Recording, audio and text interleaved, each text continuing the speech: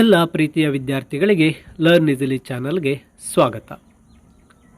9th standard ಮರುಸಿಂಚನ English student handbook key answers.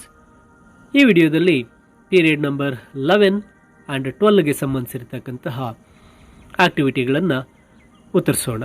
ನೀವು ಮೊದಲನೇ ಬಾರಿಗೆ ಲರ್ನ್ ಈಸಿಲಿ ಚಾನಲನ್ನು ನೋಡ್ತಾ ಇದ್ದು ಇನ್ನೂ ಸಬ್ಸ್ಕ್ರೈಬ್ ಮಾಡದೇ ಇದ್ದಲ್ಲಿ ಕೂಡಲೇ ಸಬ್ಸ್ಕ್ರೈಬ್ ಮಾಡಿ ಅಂತ ತಿಳಿಸುತ್ತಾ ಪೀರಿಯಡ್ ನಂಬರ್ 11ಗೆ ಬಂದಾಗ ಟಾಪಿಕ್ ಕಾಂಪ್ರಹೆಂಡಿಂಗ್ ಎ ಸ್ಟೋರಿ ಅಂದರೆ ಕೊಟ್ಟಿರ್ತಕ್ಕಂತಹ ಕಥೆಯನ್ನು ಓದಿ ಅರ್ಥ ಮಾಡಿಕೊಂಡು ಪ್ರಶ್ನೆಗಳಿಗೆ ಉತ್ತರಿಸಬೇಕಾಗುತ್ತೆ. ವರ್ಕ್ಶೀಟ್ ನಂಬರ್ 29 ಇಲ್ಲಿ ಅರ್ಜುನ ಬಿಲ್ವಿದ್ಯೆಯನ್ನು ಕಲಿತಕ್ಕಂತಹ ಸ್ಟೋರಿಯನ್ನು ನೀಡಲಾಗಿದೆ. Arjuna was a great archer. He and his brother learned archery from their guru Dronacharya. Arjuna was Dronacharya's favorite disciple. He worked hard to get mastery in archery. One night Arjuna and his brothers were having dinner. The lamp went out and it was completely dark. Though there was darkness, Arjuna had carried food to his mouth without fail. Arjuna was surprised. He thought, if I can eat in the dark, I can also shoot in the dark. He started to practice shooting in the night. Dronacharya was very happy with Arjuna and taught him the Shabdavedi form of archery. Arjuna learnt with dedication and enthusiasm. He became the best archer of the Dwapara Yuga. ಇಲ್ಲಿ fill in the blanks ಅನ್ನು ನೀಡಿದೆ. Arjuna and his brothers learnt archery from Dronacharya. Arjuna was Dronacharya's favorite disciple. In the darkness, Arjuna had carried food to his mouth. Arjuna thought of shooting in the night ಅಥವಾ in the darkness. Arjuna learnt Shabdavedi form of archery. ಮತ್ತೆ answer the following ಅನ್ನು ನೀಡಲಾಗಿದೆ. Why was Arjuna surprised? In the darkness, his hand carried food to his mouth without fail, so he was surprised. What did Arjuna think of? If I eat in dark, I can shoot in the dark. Which form of archery did Arjuna learn? Shabdavedi. From whom did Arjuna learn archery? Dronacharya. Give suitable title to the story. Shabdavedi. If I can eat in the dark, I can also shoot in the dark. Who does I refer in the context? Arjuna. When did the speaker say these words? Having dinner in the darkness. What is the result of the above statement? He learnt Shabdavedi, new form of archery. ಇನ್ನು ಕೊನೆ ಪ್ರಶ್ನೆಗೆ ಬಂದಾಗ write a conversation which Arjuna request guru Dronacharya to teach him the shabdavedi form of archery. ಇಲ್ಲಿ conversation ಅನ್ನು ಬರಿಬೇಕು. Arjuna, dear sir, I want to learn shabdavedi. Dronacharya, where you can heard this word.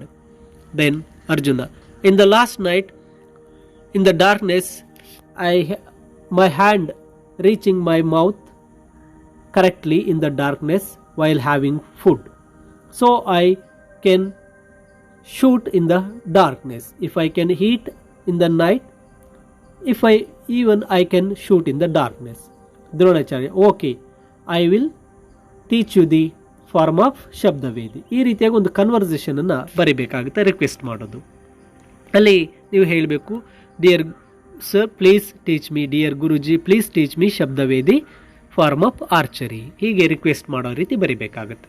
ಇನ್ನು worksheet number 30ಗೆ ಬಂದಾಗ ಇಲ್ಲಿ ಒಂದು ಪ್ರೈಡ್ ರೋಸ್ ಸ್ಟೋರಿಯನ್ನು ನೀಡಲಾಗಿದೆ. ಆ ಸ್ಟೋರಿಗೆ ಸಂಬಂಧಿಸಿದ ಹಾಗೆ ಕನ್ವರ್ಸೇಷನ್ ಅನ್ನು ಬರಿಬೇಕಾಗುತ್ತೆ. ಇಲ್ಲಿ ರೋಸ್ಗೆ ಬಂದು, hey look at that cactus, it's so ugly, her leaves are so fat.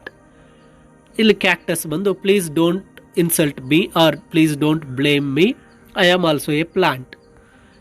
Then flowers, don't insult cactus.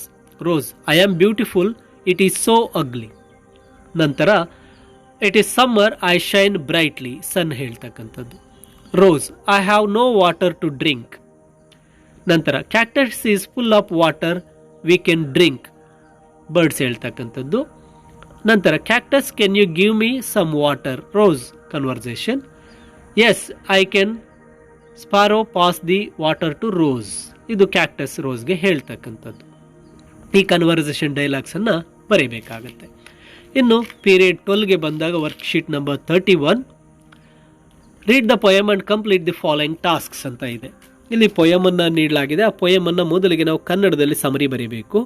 A nation strength not gold but only men can make A people great and strong men who for truth and honour sake stand fast and suffer long brave men who work while others sleep who dare while others fly they build a nation pillars deep and lift them to the sky. ಇಲ್ಲಿ ಕನ್ನಡದ ಒಂದು ಸಾರಾಂಶ ನೋಡಿದ್ರೆ, ಸಮರಿಯನ್ನು ನೋಡಿದ್ರೆ, ಒಂದು ದೇಶದ ಶಕ್ತಿ ಆ ದೇಶದ ಚಿನ್ನ ಸಂಪತ್ತಿನಲ್ಲಿ ಇರುವುದಿಲ್ಲ, ಆ ದೇಶದ ಜನರಲ್ಲಿ ಇರುತ್ತದೆ. ದೇಶಕ್ಕಾಗಿ ದುಡಿಯುವ ನಿಷ್ಠಾವಂತ ಜನರಲ್ಲಿ ಇರುತ್ತದೆ. ಸತ್ಯ ನಿಷ್ಠೆ ಇರ್ತಕ್ಕಂಥ ಜನ ದೇಶಕ್ಕಾಗಿ ದುಡಿಯುವ ಜನ, ಕಷ್ಟದ ಸಮಯದಲ್ಲಿ ಹೆದರದೆ ನಿಲ್ಲುವ ಜನ ದೇಶದ ಆಧಾರ ಸ್ತಂಭಗಳು. ಇವರು ದೇಶದ ಪ್ರಗತಿಯನ್ನು ಮಾಡುತ್ತಾರೆ. ನಂತರ ಮ್ಯಾಚ್ ದ ಫಾಲೋಯಿಂಗ್ ಇದೆ. ಇಲ್ಲಿ ಮ್ಯಾಚ್ ದ ಫಾಲೋಯಿಂಗಲ್ಲಿ ರೈಮಿಂಗ್ ವರ್ಡ್ಸನ್ನು ಮ್ಯಾಚ್ ಮಾಡಬೇಕು. Make, sake, strong, long, fly, sky, deep, sleep. ಇನ್ನು ಮುಂದಿನ ಒಂದು ಕ್ವಶನ್ ಆನ್ಸರ್ಸನ್ನು ನೋಡೋದಾದರೆ, ಹೂ make our nation great and strong? On honest people ಅಥವಾ ದ ಆನೆಸ್ಟ್ ಪೀಪಲ್. ಇಲ್ಲಿ ಆನ್ ಬರೆದಿದ್ದೇನೆ, ಆನ್ ಅಲ್ಲ, ದ ಆನೆಸ್ಟ್ ಪೀಪಲ್. ನಂತರ what do brave men do while others sleep? Brave men work. ನಂತರ ವರ್ಕ್ಶೀಟ್ ನಂಬರ್ 32ಗೆ ಬಂದಾಗ read the poem and complete the following task. Back to school ಅಂತಕ್ಕಂತಹ ಒಂದು ಪೊಯಮನ್ನು ನೀಡಿದೆ.